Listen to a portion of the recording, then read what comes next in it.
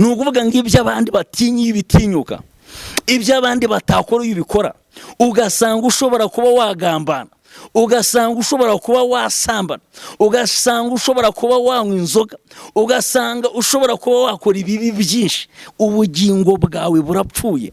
Ubugingo bwawe buri mu mbaraga, buyoborwa n'umwuka wo kutumvira. Ubyumve neza,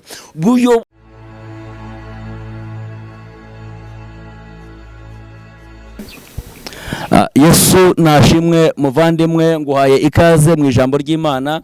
Tugiye kuganira amagambo Imana ishyize ku mutima wanjye muri aka kanya. Unyemerere uhagararane nanjye mu kwizera, kandi hari icyo Imana iri buze gukora mu izina rya Yesu. Mbere yuko dusoma ijambo ry'Imana, nyemera dusenga n'Imana.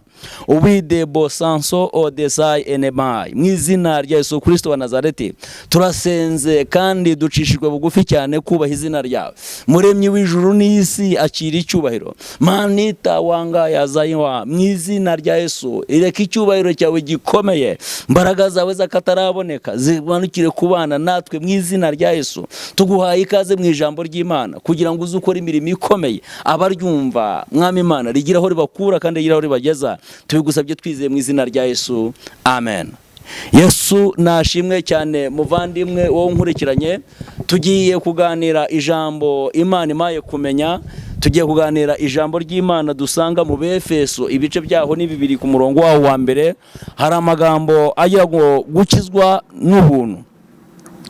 Haravuze ngo namwe yarabazuye mwebwe abari bapfuye muzize ibicumuro n'ibyaha byanyu, ibyo mwagenderagamo kera mugakurikiza imigenzo y'iyi si.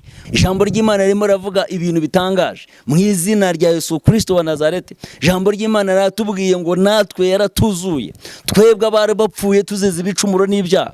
Hari ikintu cyari kitwishe, twari twishwe n'iki? Ikintu nuvuga ngo abantu bose ku isi, umuntu wese w'imbata y'icyaha cyaramwishe. Umuntu wese ukora icyaha n'imbata y'icyaha, cyaha ukorera muri wowe. Umwuka wo guhangara ibyo abandi badahangara ukorera muri wowe. Umwuka wo kubaha ibyo abandi bubaha ukorera muri wowe. Uwo mwuka iyo ukorera muri wowe rero, ubugingo bwawe buba bupfuye. Ibyo ni ibimenyetso bigaragara yuko ubugingo bwawe bwapfuye. Niba urimo utinyuka kubaha ibyo abandi bubaha, niba utinyuka gukora ibyo abandi batakora, niba utinyuka gukorera ibyo abandi batatinyuka gukora mu ruhame, ni ukuvuga ngo ubugingo bwawe bwarapfuye. Biragaragara yuko uri muzima, uri umugabo mwiza cyangwa uri umusore mwiza cyangwa uri umukobwa mwiza, umumama mwiza, ariko ibintu ukora niba ubikora abandi batinya kubikora, ni ikimenyetso kigaragaza ko ubugingo bwawe bwapfuye. Ijambo riravuga ngo twari dupfuye ngo kuko twayoborwaga n'umwuka wo kutumvira Imana. Hari umwuka wo kutumvira, hari umwuka wo kutumvira Imana, hari umwuka wo kutubaha Imana. Uyu mwuka wo kutubaha Imana, uyu mwuka wo kutumvira Imana, uyu mwuka ni ukuvuga ngo wari warabasi imitima. Ijambo riravuga ngo ariko Imana ishobora byose, kuko deceive bresia zaiwa, mu izina rya Yesu, kuko Imana ishobora byose ari umutunzi w'imbabazi, ngo yaduhinduranye bazima na Kristo. Twahindutse bazima muri Kristo Yesu. Twahindutse bazima twebwe abari bapfuye. Twahindutse bazima twebwe tutari dufite icyerekezo cyo kubaho. Twahindutse bazima twebwe tutari tuzi ko bizagenda. Twahindutse bazima twebwe tutari dufite ibyiringiro by'ejo hazaza. Twahindutse bazima muri Kristo Yesu. Yesu yaduhaye ubuzima. Iyo wakiriye Kristo umwami n'umukiza, byashoboka yuko umubiri wawe ukomeza kuba wa wundi, na situation wari urimo ikomeza kuba yayindi, ariko ubugingo buba buzima, ubugingo burazuka, ubugingo bubona ubuzima, uhinduka muzima, ndetse n'ibyo uvuze bigusohokamo bikaza ari bizima, ndetse bikaza birema, bikaza bishyiraho bifite ububasha, kubera yuko ibyo urimo uvuga ari bizima. Tola zayiwa sive bresi ene gresansoa. Nakushaka kukubwira ko ibyo uvuga iyo ari bizima, ni ukuvuga ngo bigira impact cyangwa bigira ingaruka nziza kuba bitega amatwi. Ariko ibyo ukora, ni ukuvuga ngo ibintu ukora bisanishwa neza n'ubugingo bwawe uko bumeze. Si igitangaza yuko waba uri umugabo w'igikwerere mwiza, ariko ibyo ukora bikagaragaza yuko ubugingo bwawe buboshye. Si igitangaza ko waba warize neza, ariko ibyo ukora bikagaragaza ko ubugingo bwawe buboshye. Kuba nuvuga ngo ubugingo bwawe buboshye, ni ukuvuga ngo ibyo abandi batinya iyo bitinyuka, ibyo abandi batakora iyo ubikora, ugasanga ushobora kuba wagambana, ugasanga ushobora kuba wasambana, ugasanga ushobora kuba wanywa inzoga, ugasanga ushobora kuba wakora ibibi byinshi, ubugingo bwawe burapfuye. Ubugingo bwawe buri mu mbaraga, buyoborwa n'umwuka wo kutumvira. Ubyumve neza, ubugingo bwawe buyoborwa n'umwuka wo kutumvira.